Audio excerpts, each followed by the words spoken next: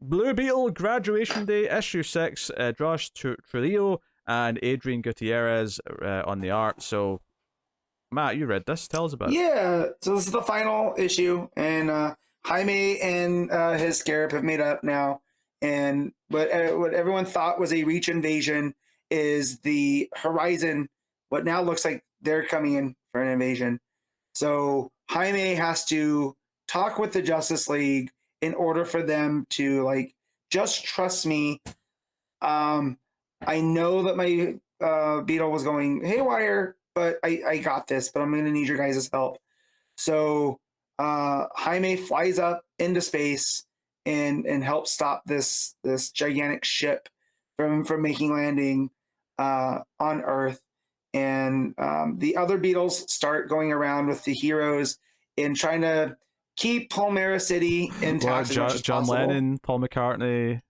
Yes, those Beetles, but no, the green. I wasn't paying attention. Then I just heard, You're and fine. the other Beatles. I was like, Yes. Right. So the basically the Horizon Beetles, right? You have Natita and I can't remember the other one, but it was the first one that he fought, right? And so they're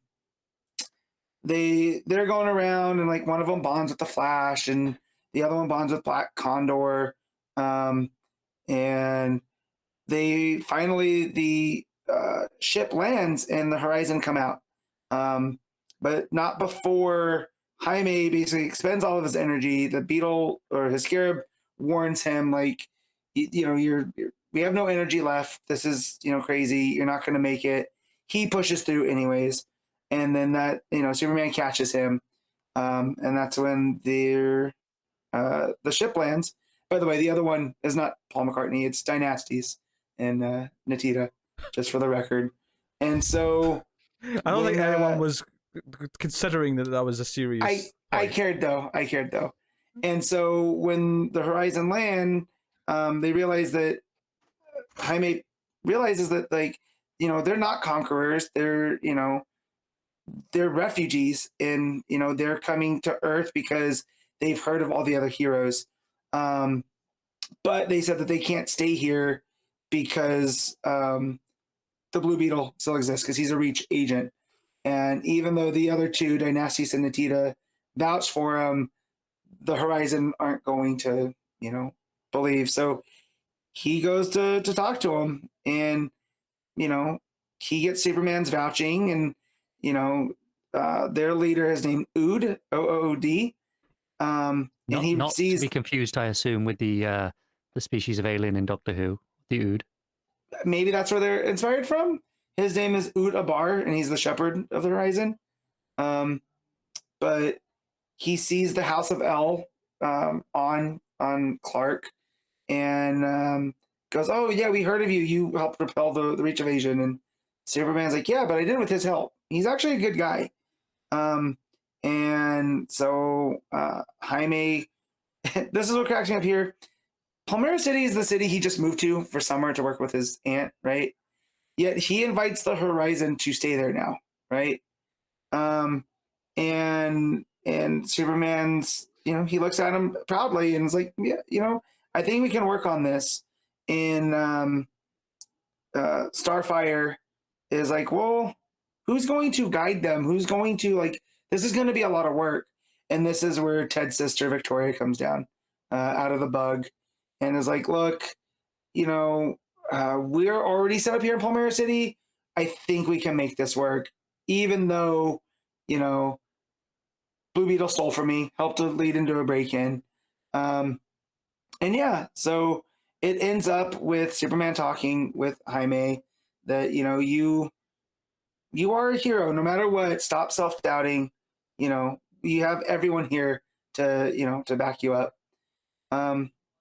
So the issue ends with Jaime and Starfire, taking a call to go meet up with all the other people on a roof because they're celebrating,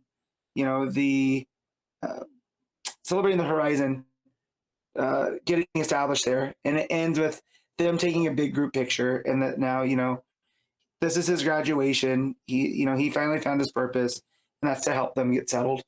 And it's all super nice. And it's a real, again, I feel like the whole graduation day gimmick kind of got overplayed a little, but it is a nice sentiment here at the end that Jaime finally found his purpose, that he's not just going to live in Ted's shadow as the, the alien Blue Beetle.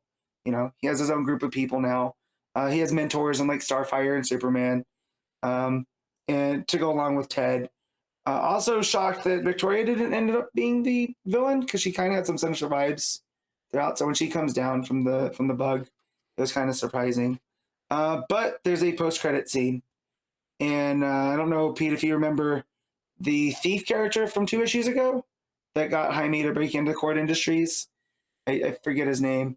We find out what he stole, and this is where the lack of knowledge is going to come up. Is some lady, some redhead, comes up out of the bag that he stole, and says that she's Gimmicks, to which the magician person is like, "Oh, I thought you were supposed to be dead."